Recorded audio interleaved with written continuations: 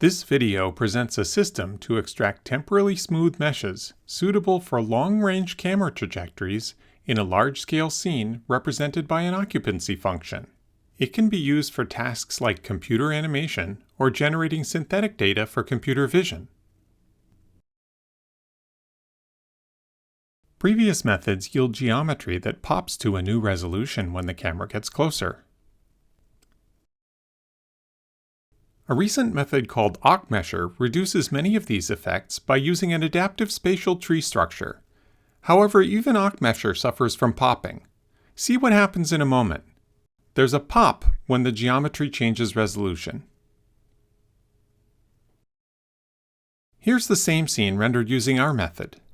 Notice that the extracted meshes have better temporal coherence across the sequence. Our approach is called BinocMesher.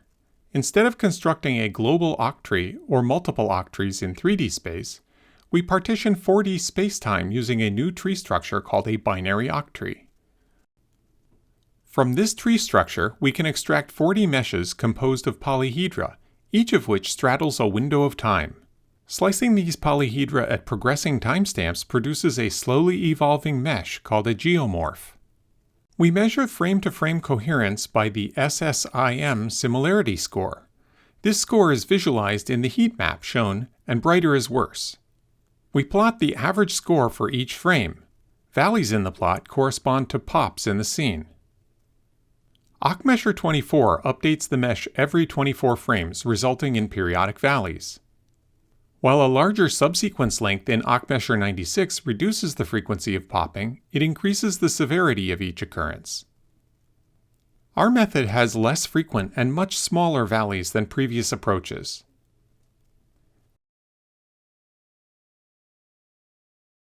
Now we return to the mountain scene and compare the four methods side by side. In this comparison, we show some zoomed-in regions indicated by white squares to highlight a few examples of popping artifacts.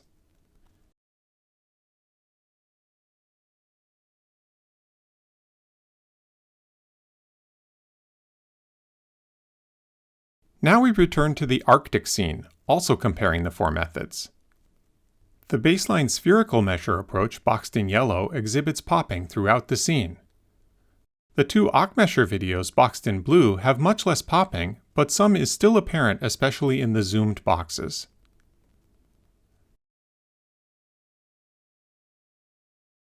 Now we show the forest scene rendered by the four methods. In this scene, our method suffers from small valleys in the SSIM curve, but they're relatively minor compared to those of the other methods.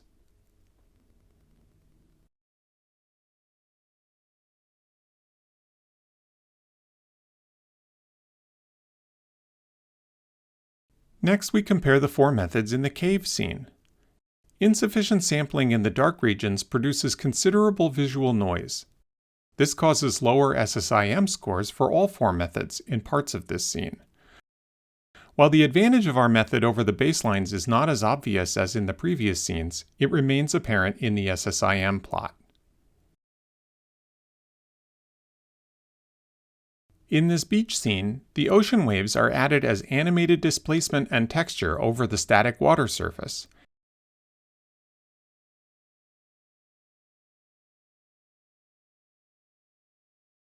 And the crabs are added as separate animated triangle meshes.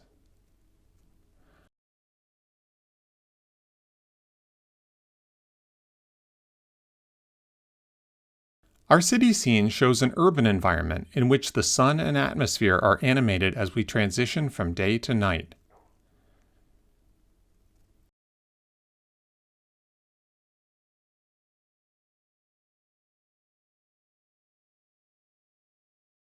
This clip returns to the forest scene, but now rendered in a clay-like style using only the geometry. The plots show the average consistency of the surface normals between frames. These plots are highly correlated with SSIM, but slightly noisier.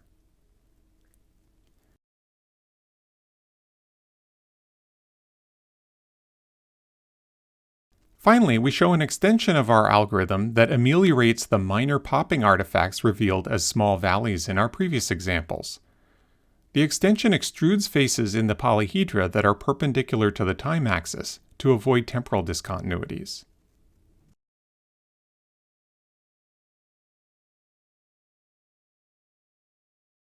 Thanks for watching our video.